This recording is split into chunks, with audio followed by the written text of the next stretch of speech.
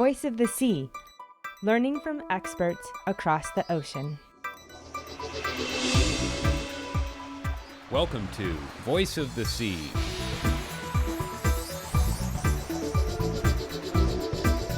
In this episode, we're on board the historic voyaging canoe Hōkūle'a, which is currently circumnavigating the Earth on its first worldwide voyage. We'll learn what the navigator does from Master Navigator Ka'iulani Murphy and student of navigation Jason Patterson. Ka'iulani and Jason will give us an idea of what it's like to find your way across the ocean using star compasses and other traditional methods of wayfinding. I am a student of navigation, and we've built a canoe which is a replica of those canoes that our Polynesian ancestors had sailed on. And by sailing these canoes, we're really getting back that relationship that our ancestors had with nature and with the earth. Before we go on a voyage, we'll plot out our course. It's like drawing an imaginary line over the ocean, and we are keeping track of where we are relative to that imaginary line throughout the course of our voyage.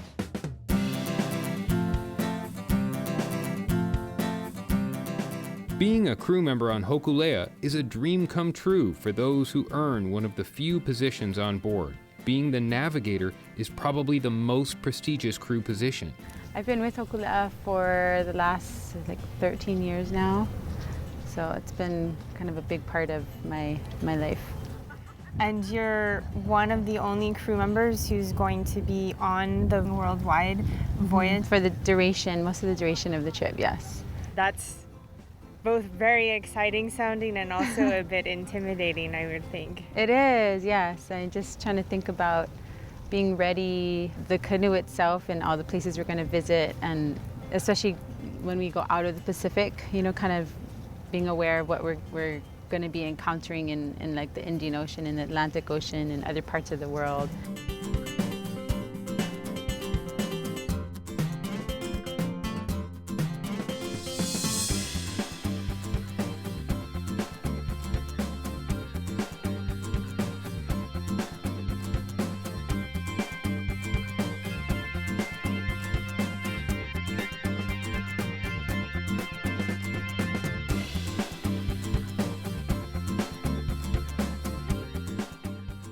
So how does the physical action of steering the canoe work?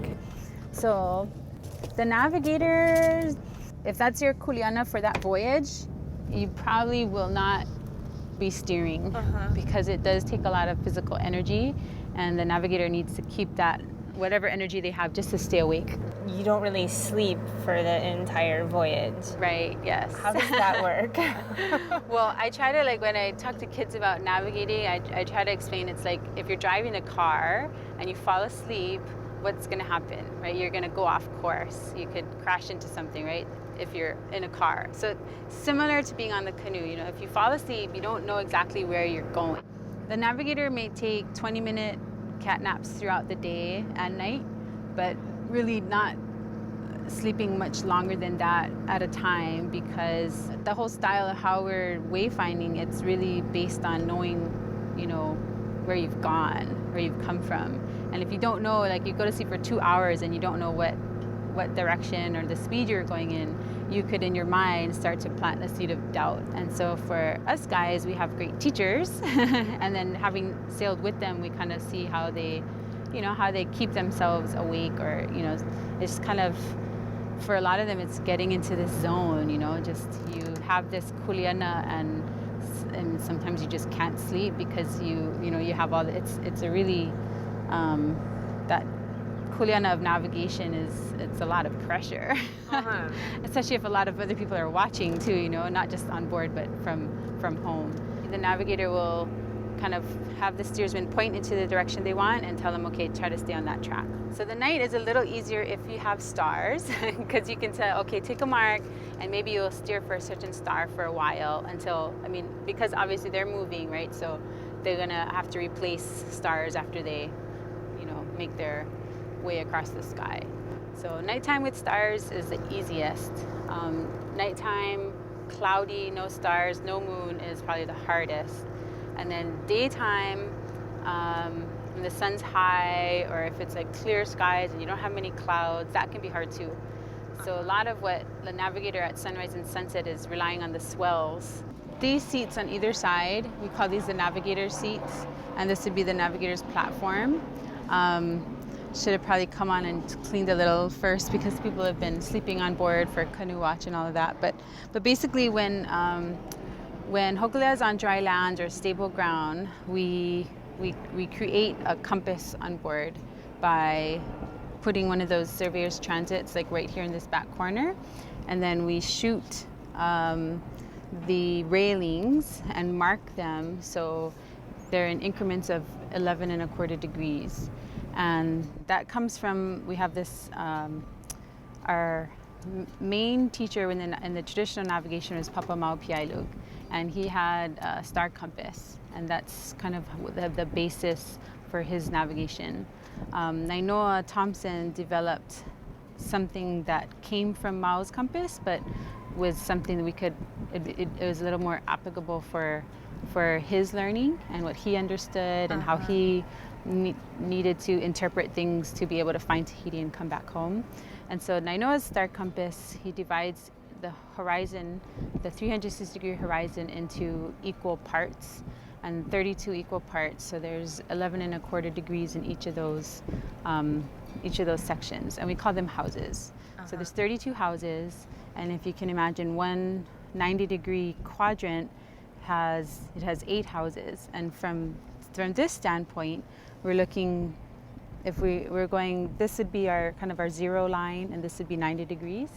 So we mark the railing to delineate each of those houses. So 11 1/4 degrees apart, we have these marks on the rail. So and we do the same when we go on the opposite side. So we stand in the corner, and then if we're watching, at night, say, rising or setting stars, we know exactly where on the horizon they're supposed to rise or set, and then we can kind of line it up along the rail, and then just by knowing that one direction, we can figure out where we're heading. So say if we're sailing from here to Tahiti, if we're just sailing straight south, then we would want to make sure that the sun is rising off of our port or our left side, right? And then setting off of our starboard side. So at every sunrise and sunset, just make sure that the sun is exactly where we want it to be, so we know we're headed south. Mm-hmm. And over the course of the night, we'd watch the rising and setting of the stars and also use that to stay on course. So it's simple if it's right off of our beam, but most of the stars and things that we're going to use are just could be anywhere. And so to have them, like, these are really just like reference points, so we can figure out, what direction we're heading to keep us on course. Because it's really a lot of dead reckoning. Dead reckoning is a system of knowing where you are when you're voyaging over the ocean. Our Polynesian ancestors were incredible explorers, able to cross thousands of miles of open ocean on their voyaging canoes without using any instruments. And the way that we dead reckon on the voyaging canoe is we're keeping track of how fast we're going, our speed, over a period of time, and we can calculate our distance. You only know where you are based on knowing where you've come from.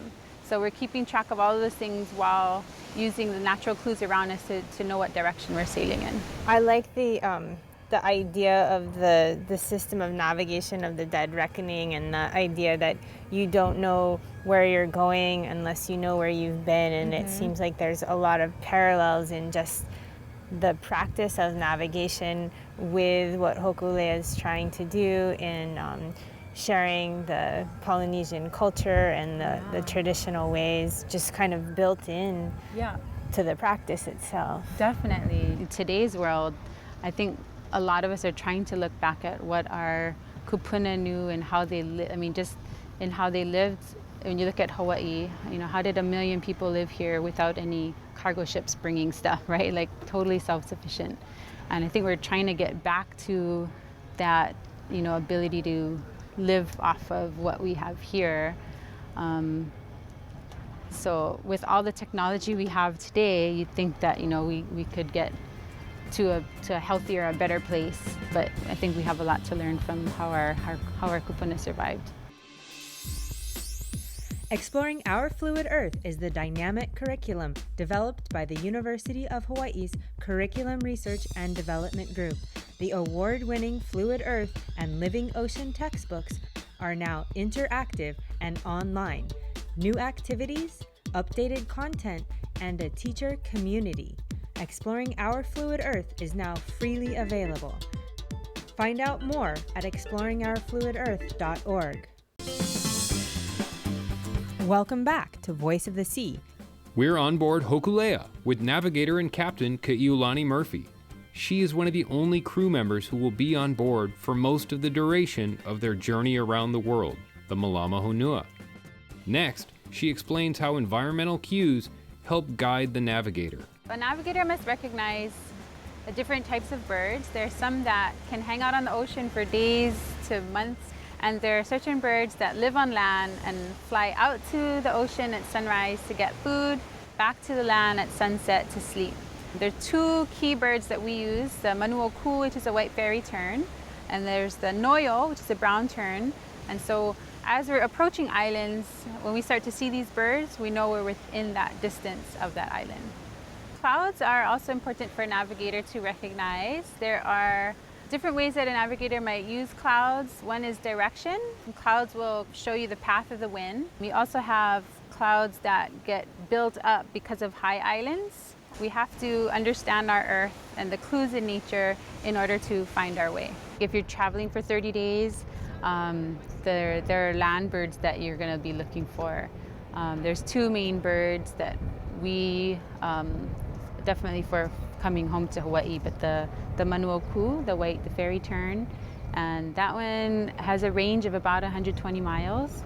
So you know if you're estimating where you're at every sunrise, sunset, and then once you start to see those birds, you have an idea that, okay, you're so close to land, now, or you want to start looking for those kinds of birds. And when you see them, it kind of reaffirms, okay, yes, I'm where I think I am. But then they don't always follow the rules either. So sometimes they've seen the birds and they're not in the range that they're supposed to be. They don't listen to our rules. But yeah, and then there's another bird, the noyo, the naughty tern, that has a smaller range of like maybe 40 miles. So those are really helpful to kind of, help the navigator affirm like, yes, you are on track, or, you're getting close to land. Just the feeling of knowing that you have such an intimate understanding and relationship with nature, that you're able to read clues in nature to be able to guide yourself over the ocean. I mean, that to me is just like fascinating. And I've always, I love learning, and I just feel like I still don't know enough, and trying to get, back to some of what little I know of what our kupuna knew, just that they're so in tune with what's going on in the world, in nature, in the heavens, in the ocean, and trying to bring a lot of that knowledge back, that ike back. And from having so many names for different rains and winds, and just they're incredible observers of nature. And so I guess I just kind of strive to be more like that, to be able to look at the morning, the sunrise and what the sky looks like, and be able to say, oh yeah, I think today's going to be a nice clear day, or oh, we're going to get like stormy today, and just kind of being more in tune with and having that relationship with reading signs in nature. So when we're planning to go on our voyage, say again an example from Hawaii to Tahiti, we actually use our nautical charts and we plot out our course. So we make a reference course basically. I guess some sailors call that the rum line. And because we can't keep track of our longitude, what the navigator is doing at every sunrise and sunset is making an estimation of where we are relative to our reference course. So we're not trying to say like, okay, we're at this latitude and longitude, but we are so many miles east or west of our reference course, and this many miles along our track. How do you do that? By knowing our speed and then time. How do you know your speed? We have this great way of of estimating speed on board. Well, the deck itself is about 40 feet long from the first yako, the crossbeam, to this last one.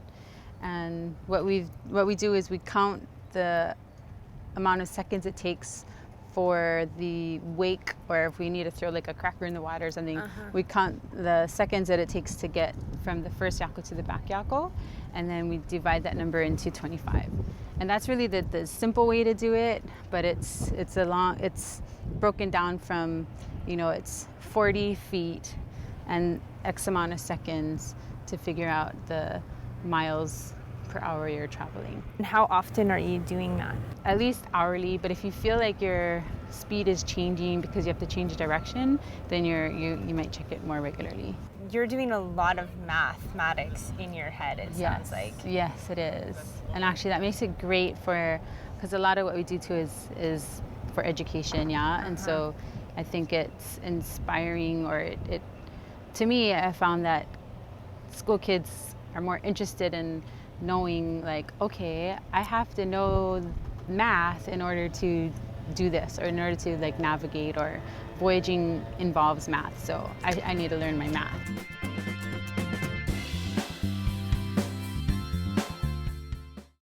The Curriculum Research and Development Group in the College of Education at the University of Hawaii at Manoa. CRDG's training roots go back over 40 years.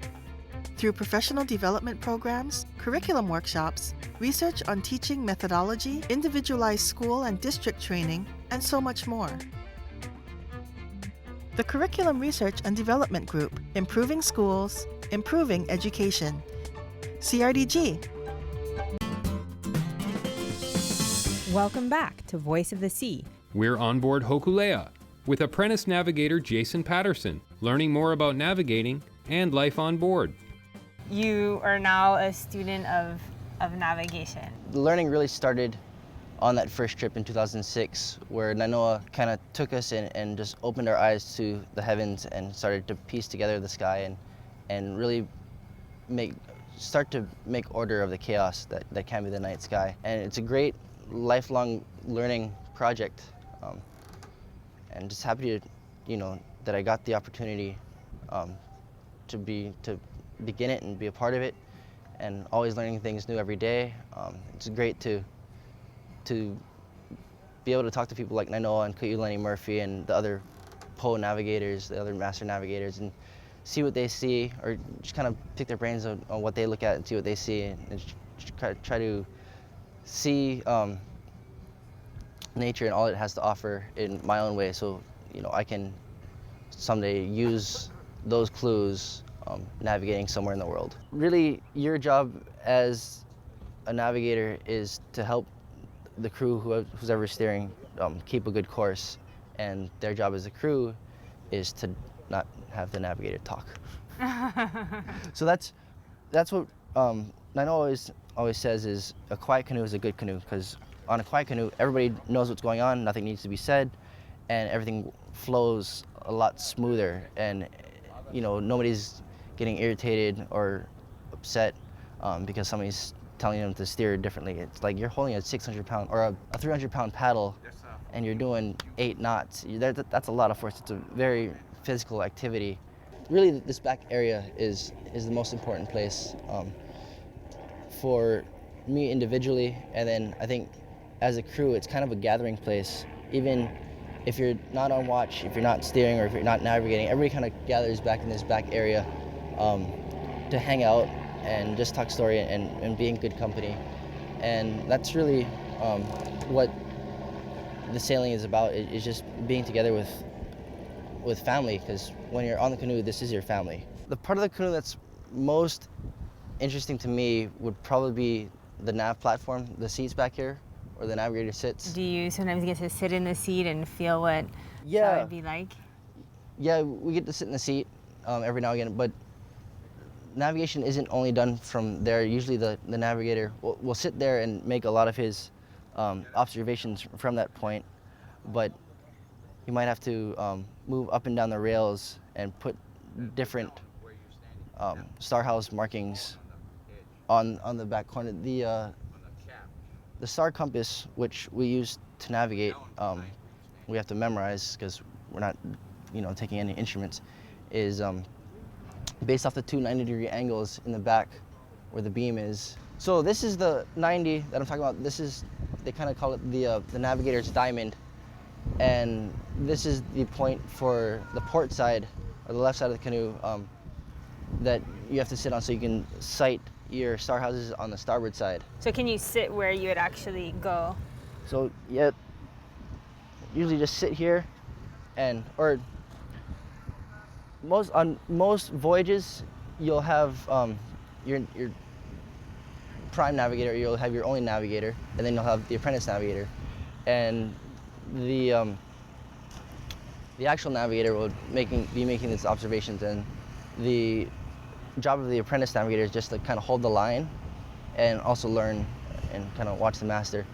So the apprentice navigator will usually sit on the navigator's diamond and just hold the line and be telling the people on the sweep, come up into the wind or come down off the wind, and then give them a mark so that the people on the sweep can pick their own marks using the sun or the stars, and keep it on a certain part of the canoe. And one of the marks that we use is from this side will be on the starboard railing on the right side.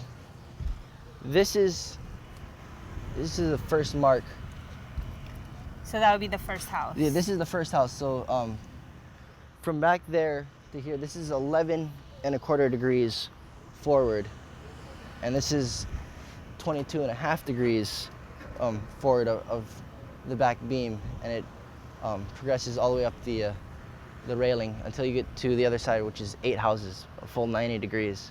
As we go through and learn, we just kind of have to memorize a pretty specific area as to where the marks are, because you can't always see the marks at night.